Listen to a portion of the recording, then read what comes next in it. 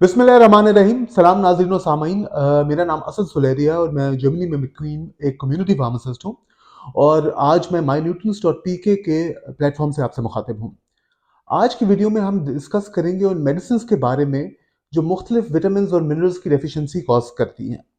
हर medicine जो हम लेते हैं या तकरीबन हर मेडिसिन जो हम लेते हैं, अगर सब नहीं तो ज़्यादातर जो मेडिसिन हम लेते हैं, वो कहीं न कहीं किसी न किसी मिनरल, विटामिन या न्यूट्रिएंट या ट्रेस एलिमेंट की डेफिशिएंसी कॉज़ करती है।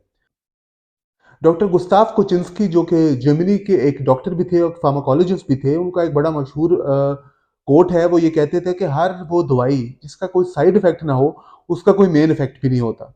इसी तरह हर जो दवाई या अक्सर जो अद्वियात हम लेते हैं, वो कहीं न कहीं मल्टीविटामिन की, न्यूट्रिएंट्स की डेफिशिएंसी कॉज़ करती हैं और आज हम इस वीडियो में इन 5 मेडिसिन्स के बारे में बात करेंगे जो मुख्तलिफ विटामिन्स और मिनरल्स की डेफिशिएंसी कॉज़ करती हैं और ये वो 5 मेडिसिन्स हैं जो सबसे ज़्यादा इस्तेमाल होने वाली। इनमें कुछ ओवर द काउंटर मेडिसिन्स भी हैं जो कि बगैर प्रिस्क्रिप्शन या डॉक्टर की पर्ची के बगैर मिल जाती हैं और कुछ मेडिसिन्स वो हैं जो कि प्रिस्क्रिप्शन मेडिसिन्स हैं। तो इस सिलसिले में जो सबसे पहली मेडिसिन जिसके बारे में हम बात करेंगे उसको कहा जाता है प्रोटॉन पंप इन्हिबिटर। ये एक क्लास ऑफ ड्रग्स है जिसके अंदर ओमेप्राज़ोल, पेंटोप्राज़ोल या एसोमेप्राज़ोल आती है और ये वो अद्वियात हैं कि जो ओवर द काउंटर आराम से मिल जाती हैं और तेज़ाबियत के लिए ये इस्तेमाल होती हैं। जिन लोगों के मैदे के अंदर बहुत ज़्यादा तेज़ाब बन रहा हो, उनके लिए ये इस्तेमाल होती है या एसिड रिफ्लक्स जिसे कहा जाता है मेडिसिन की ज़ुबान में, उसके खिलाफ ये इस्तेमाल होती हैं। पाकिस्तान के अंदर ये एक ब्रांड जो सबसे ज़्यादा मशहूर है राइज़िक, उसके नाम से है और ये तकरीबन हर ही घर के अंदर ये मेडिसिन पाई जाती है।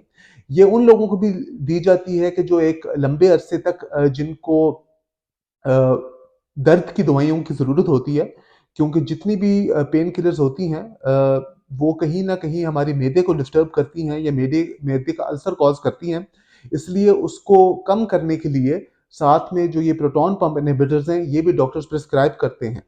तो ये प्रोटॉन पंप इन्हिबिटर्स जैसे कि ओमेप्राज़ोल या एसोमेप्राज़ोल या पेंटोप्राज़ोल, अगर ये रेगुलरली या ज़्यादा लंबे अरसे के लिए ली जाएँ, तो ये कहीं न कहीं किसी न किसी विटामिन या मिनरल या न्यूट्रिएंट की डेफिशिएंसी कॉज़ करती है।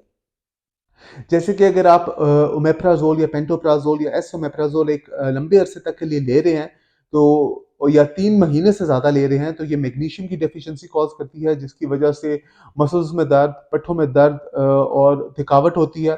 साथ ही साथ ये कैल्शियम की डेफिशिएंसी कॉज़ करती हैं, जिसकी वजह से जिस्म के अंदर जो हड्डियाँ हैं, वो कमज़ोर होती हैं और टूटने का भी इसके अंदर जो है केसेज़ रिपोर्ट हुए हैं, जिसकी वजह से ये ज़्यादा देर लेने की वजह से ऑस्टियोपोरोसिस भी होता है और हड्डियाँ टूटती भी हैं।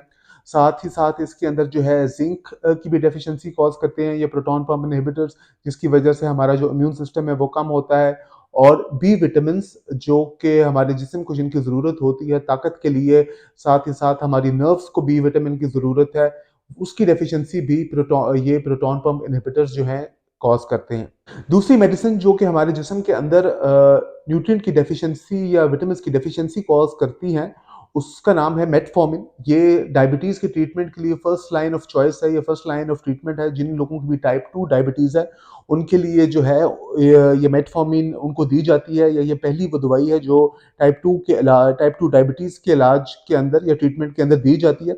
ये मेटफॉर्मिन दवाई का मकसद ये होता है कि हमारे जिस्म के अंदर से जो है कम ग्लूकोज़ हमारे खून के अंदर जाए, साथ ही साथ जो नई ग्लूकोज़ है वो जिगर में ना बने और जो ग्लूकोज़ खून में है वो मसल में जाए ताकि उसका इस्तेमाल हो सके, जिसकी वजह से जो ग्लूकोज़ का लेवल है हमारे जिस्म के अंदर वो कम होता है। मगर अगर ये मेटफॉर्मिन दवाई जो कि डायबिटीज़ टाइप 2 के पेशेंट्स को दी जाती है, अगर ये एक लंबे अरसे तक के लिए ली जाए, तो ये विटामिन बी 12 की डेफिशिएंसी, विटामिन बी 9 की डेफिशिएंसी और मैग्नीशियम की डेफिशिएंसी कॉज़ करती है। इसलिए अगर आप मेटफॉर्मिन ले रहे हैं और आपको मेटफॉर्मिन लेते हुए तकरीबन 1 से 2 साल हो गए हुए हैं, तो लाज़िमन अपना विटामिन बी 12 का जो है टेस्ट वो करवाएँ और साथ ही साथ में कोई अच्छी मल्टीविटामिन ज़रूर लें। अब जो तीसरी क्लास ऑफ ड्रग्स जिसके बारे में हम बात करेंगे वो उनको स्टैटिन्स कहा जाता है। ये वो दवाई है जो कि कोलेस्ट्रॉल को कम करने के लिए दी जाती है। साथ ही साथ जिन लोगों का एलडीएल लो डेंसिटी लिपोप्रोटीन बड़ा होता है उसको कम करने के लिए दी जाती है। इसके अंदर अटोरवास्टैटिन एक इसकी क्लास ऑफ ड्रग का नाम है, साथ में जिम्वास्टैटिन एक नाम है, प्रवास्टैटिन एक नाम है। तो ये दवाई खास तौर पे उन लोगों को दी जाती है जिनका कोलेस्ट्रॉल बड़ा हो, जिन्होंने अपना एलडीएल लेवल कम करना हो। साथ ही साथ दिल के जो मरीज़ हैं उनको दी जाती है ताकि खून की नालियों के अंदर जो कोलेस्ट्रॉल है वो जमा ना हो, जिसकी वजह से नालियाँ बंद ना हो।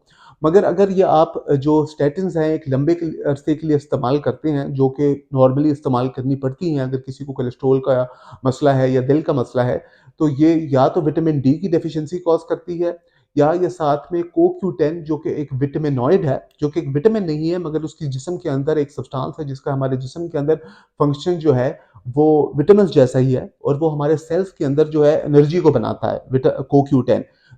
तो आप अगर एक लंबे अरसे तक के लिए ये स्टैटिन्स ले रहे हैं तो ये CoQ10 जो एक एंजाइम है उसकी डेफिशिएंसी कॉज़ करती है।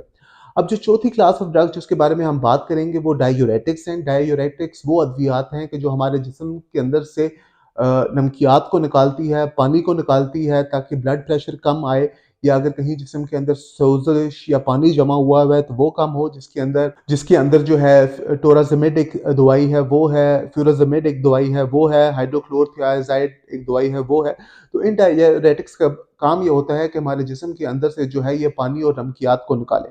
मगर जब ये हमारे जिस्म के अंदर से पानी को ये निकालते हैं जिसकी वजह से ब्लड प्रेशर कम होता है, तो इसकी वजह से सिर्फ जिस्म में से पानी नहीं निकलता बल्कि जो वाटर सॉल्युबल विटामिन्स हैं जैसे कि बी विटामिन्स हैं वो निकलते हैं। साथ में कैल्शियम जो है वो बॉडी से डिप्लीट होती है।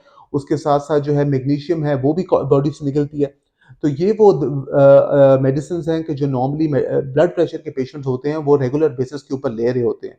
तो अगर आप डायूरेटिक्स ले रहे हैं तो साथ-साथ ज़रूर अपनी मल्टीविटामिन्स लें और अपनी जो विटामिन्स का लेवल है ब्लड के अंदर वो चेक कराएँ। इसी सिलसिले में जो हमारी आज लास्ट क्लास ऑफ ड्रग्स हैं जो कि विटामिन्स की डेफिशिएंसी कॉज़ करते हैं वो है स्टेरॉइड्स। स्टेरॉइड्स जो हैं हमारे जिस्म के अंदर उनका काम ये होता है कि वो हमारे जिस्म के अंदर सोज़िश को ख़त्म करें, इन्फ्लेमेशन को ख़त्म करें और साथ ही साथ ये जो है दर्द को भी कम करते हैं। इसके अंदर मुख्तलिफ स्टेरॉइड्स हैं जैसे कि कॉर्टिज़ोन है, हाइड्रोकॉर्टिज़ोन है, प्रेडनिसोलोन है और साथ ही साथ जो है कुछ जो कॉर्टिज़ोन्स हैं वो इन्हेलेटिव हैं ताकि वो लोग जो अस्थमा के पेशेंट्स हैं वो उनको रेगुलर बेसिस के ऊपर लेते हैं इन स्टेरॉइड्स को, जिसके अंदर जो है बेक्लोमिथाज़ोन है या ब्यूडिज़ोनिड है। तो ये अगर आप जो है इन्हेलेटिव भी स्टेरॉइड्स ले रहे हैं तो ये भी अगर आप ये इन्हेलेटिव स्टेरॉइड्स ले रहे हैं और आप ये भी अगर एक लंबे अरसे के लिए लेते हैं तो उसकी वजह से विटामिन डी और कैल्शियम की डिफिशियंसी होती है आपके जिस्म के अंदर, जिसकी वजह से जो है हड्डियाँ कमज़ोर होती हैं, हड्डियाँ टूटती हैं, ऑस्टियोपोरोसिस होता है। इसलिए नॉर्मली ये देखा जाता है कि वो लोग जो एक लंबे अरसे तक के लिए स्टेरॉइड्स लेते हैं वो बेशक ओरल हों या इन्हेलेटिव हों, उनके अंदर जो है कैल्शियम और विटामिन डी की डेफिशिएंसी कॉज़ होती है। तो ये इन मेडिसिन्स की वजह से जो है हमारे जिस्म के अंदर विटामिन्स और मिनरल्स की डेफिशिएंसी होती है और इस वीडियो के अंदर हमने जो है इन 5 अद्वियात के बारे में बात की जो मुख्तलिफ मिनरल्स और विटामिन्स और न्यूट्रिएंट्स की डेफिशिएंसी कॉज़ करती हैं।